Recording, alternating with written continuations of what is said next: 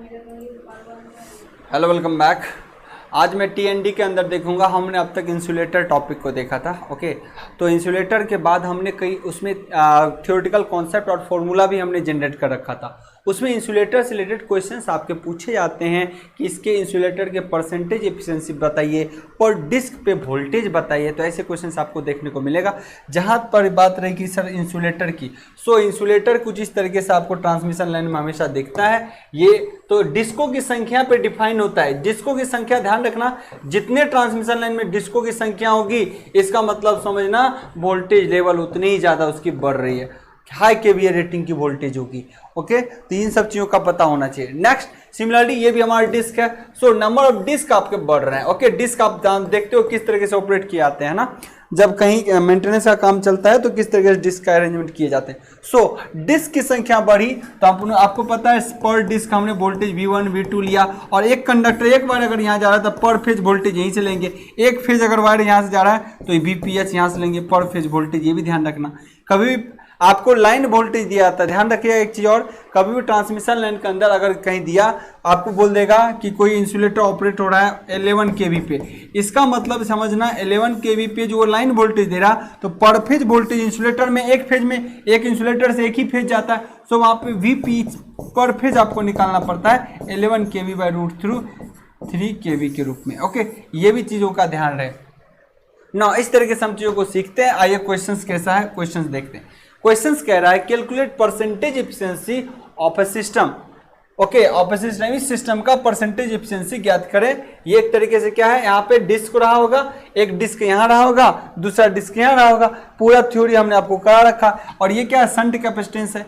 तो आपको ऐसे कंडीशन में परसेंटेज एफिशिएंसी, जब दो डिस्क की बात होगी, यहाँ डिस्क 1 रहा होगा और ये डिस्क क्या होगा 2।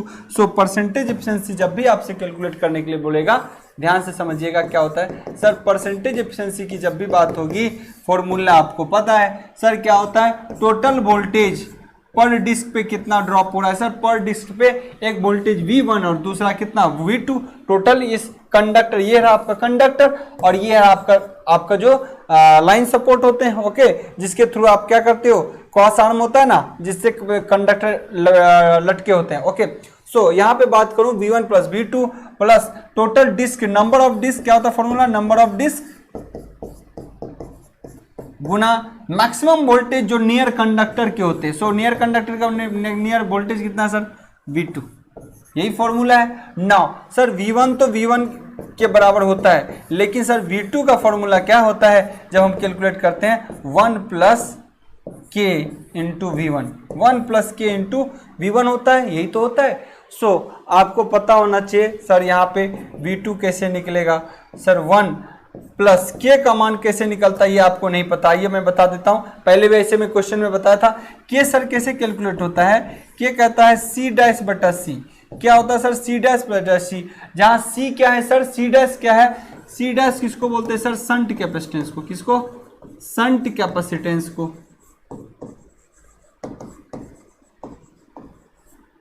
और C क्या है, ये वाला given capacitance, disc capacitance. Okay, so अब बताइए ये शंट कैपेसिटेंस कितना दिया हुआ है सर, C, और ये कितना दिया हुआ है सबका 8C। सो फाइनल वैल्यू अगर कैलकुलेट करोगे सर तो कितना दिखेगा आपको, 1/8। कितना दिखेगा सर, 1/8, 1/8। ओके, ये इंपॉर्टेंट थॉट्स था। अब यहाँ पे अगर करोगे, यहाँ पे वैल्यू पुट करोगे तो V2 का मान क्या होगा, 1 प्लस 1/8 इंटू सर V1 क्या है गिवन सर, V1 तो यही है, V1 तो हमारा क्या है सर, यही है। सो V1 के टर्म में ना आपको परसेंटेज एफिशिएंसी अगर सर आपको निकालना है तो आइए इस चीज़ों को सॉल्व करते हैं। नंबर ऑफ डिस्क कितना है, 2। सो सॉल्व करते हैं इस क्वेश्चन को। अगर मैं इसको सॉल्व करूं, अगर मैं इसको सर सॉल्व करूं तो परसेंटेज एफिशिएंसी बराबर V1 का मान तो V1 के टर्म में ही होगा, और V2 का मान सर कितना दिया हुआ है, यहाँ पे V2 का मान दिया हुआ है सर हमारा अभी जो हमने निकाला था वो क्या था सर, 1 + 1/8 इंटू V1 बटा क्या हो जाएगा सर, यहाँ पे वैल्यू कितना था, नंबर ऑफ डिस्क कितने हैं 2, इंटू V2 का मान क्या हो जाएगा सर 1 + 1/8 इंटू V1, यही रह जाएगा ना। आइए सॉल्व करिए इसको, और V1 यहाँ से कॉमन ले लीजिए। ओके, V1 कॉमन ले लीजिए तो बचेगा क्या 1 + ओके 1/8, और यहाँ से सर कॉमन लेंगे अगर V1 को,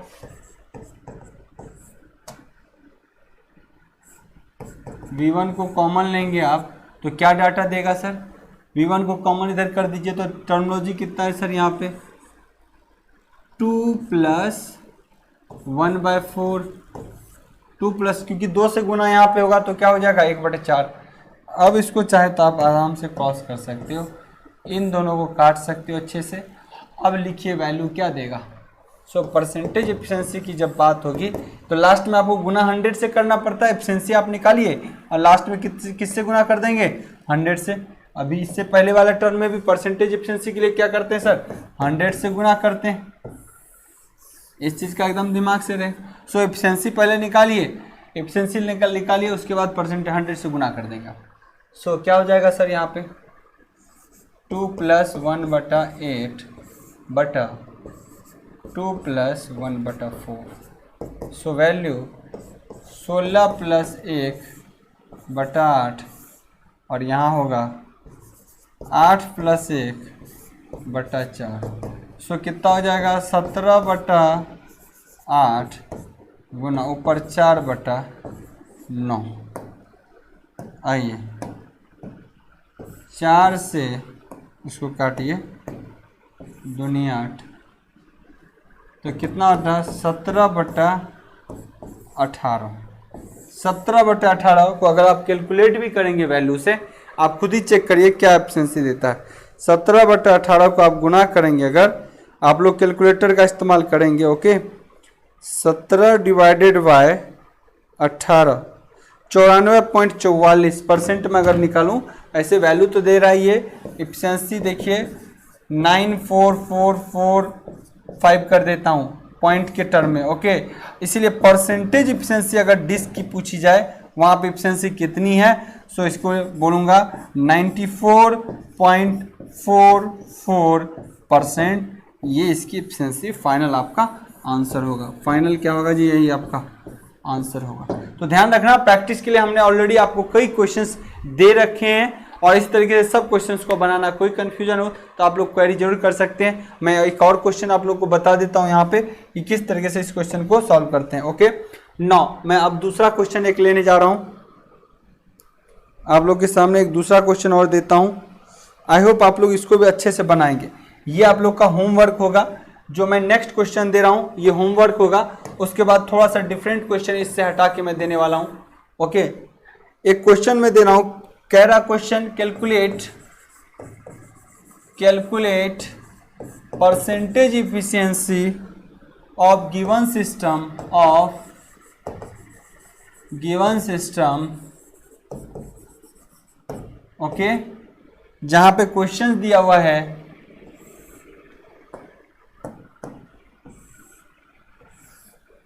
शंट कैपेसिटेंस भी दिया हुआ है यहाँ पे 5C, दूसरा भी है 5C, तीसरा भी है सर 5C, और एक कंडक्टर फाइनली इंक्लूड है। नेक्स्ट शंट कैपेसिटेंस को भी कंसीडर किया हुआ है। सो यहाँ का कैपेसिटेंस का मान दिया हुआ है C, और यहाँ के कैपेसिटेंस का मान भी दिया हुआ है C, ओके। ये आपका क्या है सर, कंडक्टर है। ये आपका क्या है सर, कंडक्टर है। तो पूछ रहा है फाइंड परसेंटेज इफिशिएंसी, ये सभी आप लोग निकालेंगे, ओके। ये आपका होमवर्क होता है, होमवर्क देता हूं क्योंकि सेम पैटर्न से सेम क्वेश्चन बनाने हैं। बस यहाँ पे 3 डिस्कों की संख्या 3 है, सो आपको V1 कैलकुलेट करना पड़ेगा। ऑलरेडी V1 तो V1 के बराबर होता है, V2 कैलकुलेट करना पड़ेगा, और V3 ऑलरेडी फॉर्मूला वगैरह हमने सब आपको बता रखा है। फॉर्मूला इंप्लीमेंट करेंगे और उसको सॉल्व करेंगे। कोई कंफ्यूजन हो आप लोग कॉन्टेक्ट कर सकते हो, okay. Now sir third one question आप लोग को मैं फिर दे रहा हूं। अनदर क्वेश्चन है तीसरा क्वेश्चन मैं दे देता हूं ताकि इस चीज को, ये लैंग्वेज वाला क्वेश्चन है, ओके, ये लैंग्वेज वाला क्वेश्चन है, इसको आप आसानी से करेंगे। चलिए मैं देता हूं, तीसरा क्वेश्चन है, इनमें क्या कह रहा है उस चीज को देखिए।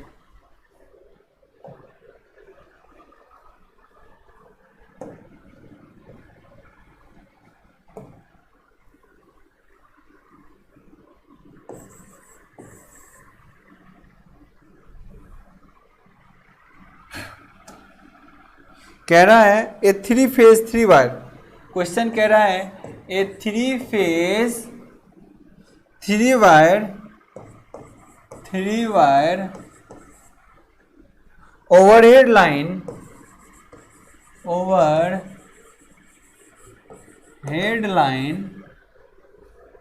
Operating eight 33 kV,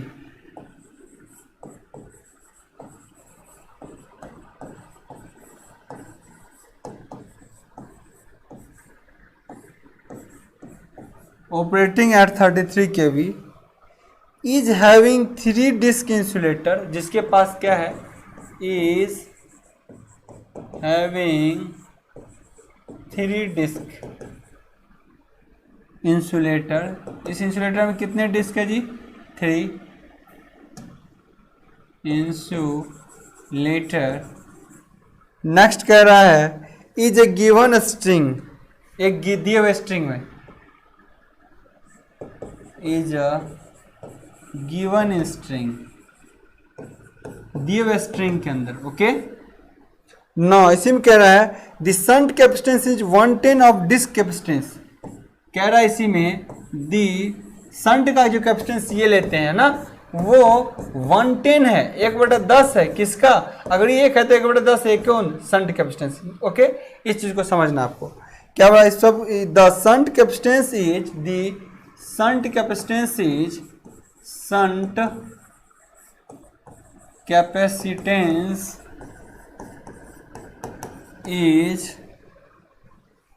110 of disk capacitance, 1/10 of disk capacitance, okay. तो ये डिस्क वाला ऐसे चलता है, डिस्क वाला ऐसे चलता है, ओके, ये सब ध्यान रहे, डिस्क वाला ऐसे चलता है और शंट वाला ऐसे चलता है, ऑलरेडी हमने क्लास में थ्योरी में बता रखा है सब, okay. So of disc capacitance calculate voltage across all disc in KVA, पूछ रहा है कैलकुलेट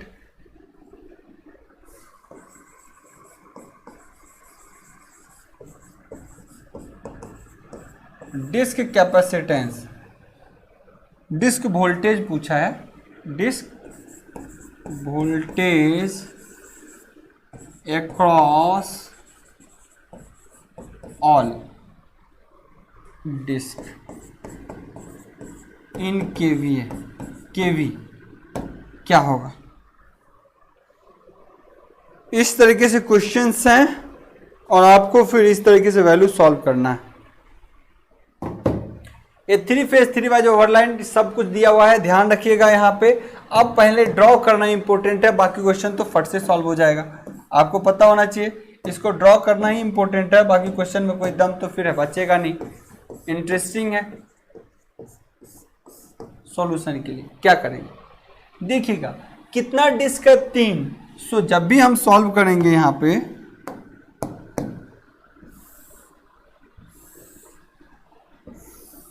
आई कैपेसिटर, 3 डिस्क के लिए 3 कैपेसिटर बनाएगा और यहाँ पे फाइनल कंडक्टर होगा।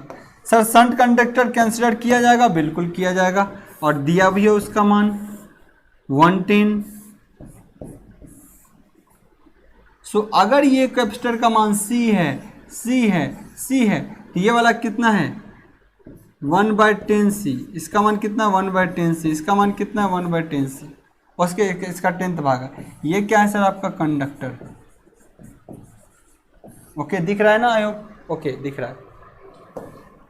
नाउ अनदर थॉट सर, आपको एक चीज और पता होगा, क्या हुआ है, ओवरहेड लाइन जो ऑपरेट हो रहा है सर कितने केवी पे, सर 33 केवी पे ऑपरेट हो रहा है। इसका मतलब ये 33 केवी पे ओवरहेड लाइन की बात कर रहा है सो पर फेज वोल्टेज क्या, ये ओवरहेड लाइन जब भी बोला जाए तो लाइन वोल्टेज समझना है कितना दिया हुआ है सर 33 kV। सो एक कंडक्टर जो है आपके इंसुलेटर पे टिका होगा ना, एक इंसुलेटर जो होते हैं जिसमें चाहे नंबर ऑफ डिस्क कितनी भी हो, एक इंसुलेटर है चाहे उसमें नंबर ऑफ डिस्क कितनी भी हो, आपको उसमें क्या देखना होता है सर, पर फेज वोल्टेज, उस कंडक्टर का एक फेज होगा, सो उस पर फेज वोल्टेज देखना है। सो VPH देखना हमेशा कितना होगा सर 33 kV को डिवाइड कर देंगे √3 से, इसको अगर कैंसिल आउट करेंगे 33 kV बटा √3 गुना √3 ऊपर और नीचे कर दीजिए। सो ये इससे 11 से कट, ये 3 बनेगा तो 11 से कट जाएगा, मान कितना आएगा 11√3 kV फेज वोल्टेज, हुआ कि नहीं। चलिए इसका मतलब सर ये फेज ही वोल्टेज है, पर फेज वोल्टेज VPH, जिसका मान कितना आया sir 11√3 kV, 11√3 kV। Okay now ये क्या 1/10C 1/10C, ये गिवन ही है डाटा। देखो शंट कैपेसिटेंस कितना दिया हुआ है 110, और डिस्क कैपेसिटेंस अगर ये C है तो इसका 10वां भाग। ओके नाउ सर अब इंपॉर्टेंट है पर फेज वोल्टेज निकालने के लिए, बोला V1 क्या होगा सर, V2 क्या होगा सर, V3 क्या होगा, यही डाटा पूछा है सर, यही डाटा पूछा गया है। जबकि आपको पता है कौन सा V1 कौन सा V2 कौन सा V3 होता है सर, आपको कि सर हम जानते हैं ये वाला वोल्टेज पहले डिस्क के लिए वोल्टेज V1 कहलाता है, उसके बाद वाला वोल्टेज V2 कहलाता है, और कंडक्टर के पास वाला नियर वाला वोल्टेज ये तो V3 हो जाएगा। ओके सो आपको पता है तीनों वोल्टेज के लिए कितना दिया हुआ है वैल्यू, ये है तीनों वोल्टेज का सम किसके बराबर होगा, फेज वोल्टेज के बराबर। तो एक टर्मिनोलॉजी आपको कंक्लूजन एक और मिल गया यहाँ से कि सर ऐसे क्वेश्चन में एक और गिवन कहने को मिल गया, V1 + V2 + V3 बराबर आपको क्या हो गया सर VPH, फेज वोल्टेज होगा कि नहीं यहाँ।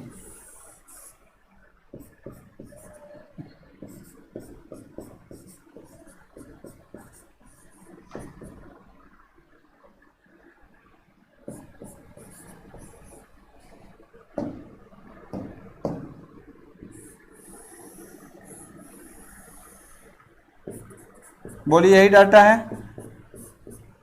अब यही टर्मिनोलॉजी तो तीनों निकालने हैं, क्या नहीं निकल पाएगा, तीनों निकलेगा, बहुत अच्छे से सर निकल जाएगा, तीनों बहुत अच्छे से निकल जाएगा। जब आपने यहां तक बता दिया तो तीनों निकल जाएंगे। सर कैसे निकलेगा एक बार निकालते हैं, चलिए V1 + V2 + V3 बराबर 11√3। ओके ना सर V1 को V1 ही लिखिए, प्लस V2 क्या है सर, V2 का मान आपको पता है 1 + K × V1 होता है। सर V3 क्या होता है सर, आप दे पढ़ा होगा 1 + 3K + K² × क्या V1 होता है। ओके और सबका सम कितने के बराबर है सर 11√3 के बराबर। अब रही सर बात, यहाँ पे बात जो रही सर वो किसकी रही सर कि K का मान क्या होगा। यहाँ पे देखिए सर K का मान क्या होगा, सर K का मान आपको दिया हुआ है K = C' होता है शंट कैपेसिटेंस बटा आपके डिस्क का कैपेसिटेंस। सो शंट कैपेसिटेंस कितना है सर 1/10C और ये कितना है सर C। सो C कैंसिल आउट हो जाएगा तो बच कितना जाएगा 1/10। K का मान कितना बच जाएगा सर 1/10।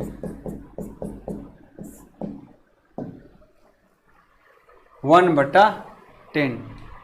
आई होप चीज़ें आप लोग को पता चल गया होगा कि किस तरीके से आप कैलकुलेट कर सकते हैं यहाँ पे डाटा को।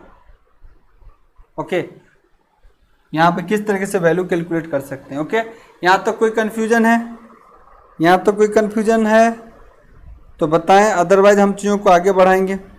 यहाँ तक कोई कन्फ्यूजन है, क्वेश्चन वही है दिया हुआ। सो क्या दिया हुआ है इन चीज़ों को भी देख लेना एक बार। ओके ये तीनों वैल्यू आपको ऑलरेडी दिया हुआ था, ये डाटा दिया हुआ था, पर फेज वोल्टेज दिया हुआ था, आप इस तरीके से डाटा को कैलकुलेट कर सकते हैं।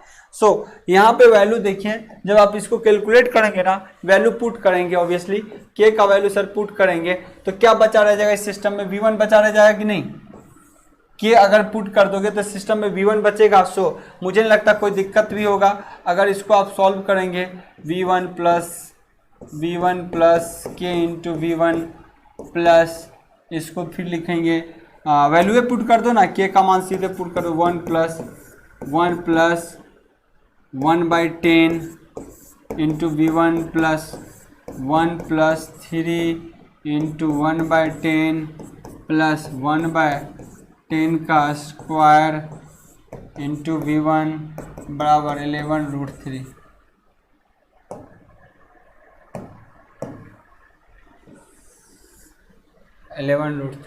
ओके, इस तरीके से आप कैलकुलेट करेंगे। आप लोग का होमवर्क है, V1 कितना निकलेगा आप लोग खुद निकालेंगे।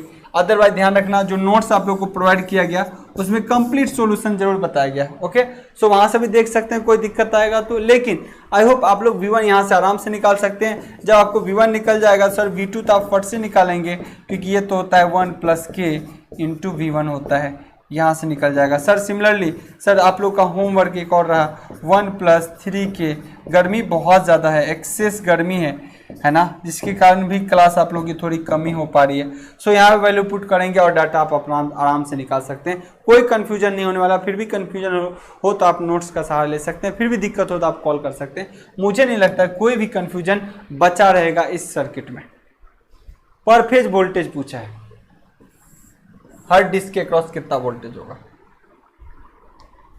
ओके, तो कोई भी दिक्कत नहीं रहा होगा। ध्यान रखना, आगे आने वाले जो हमारे टॉपिक है वो कोरोना है, फेरेंटी इफेक्ट्स है, प्रॉक्सिमिटी इफेक्ट है। ये चैप्टर थोड़ा सा बड़ा है, लंबा है। ओके, सो थोड़ा टाइम लग रहा है। इसके बाद छोटे जो आगे देखोगे वो बहुत सारे हैं, कुछ कैलकुलेटिव है, बाकी टॉपिक कुछ छोटे छोटे हैं, तो हम कवर करने की जल्दी कोशिश कर रहे हैं। ओके, तो आज से की सेशन को यहीं पर स्टॉप करता हूँ, मिलते हैं नेक्स्ट सेशन में। Okay, good bye.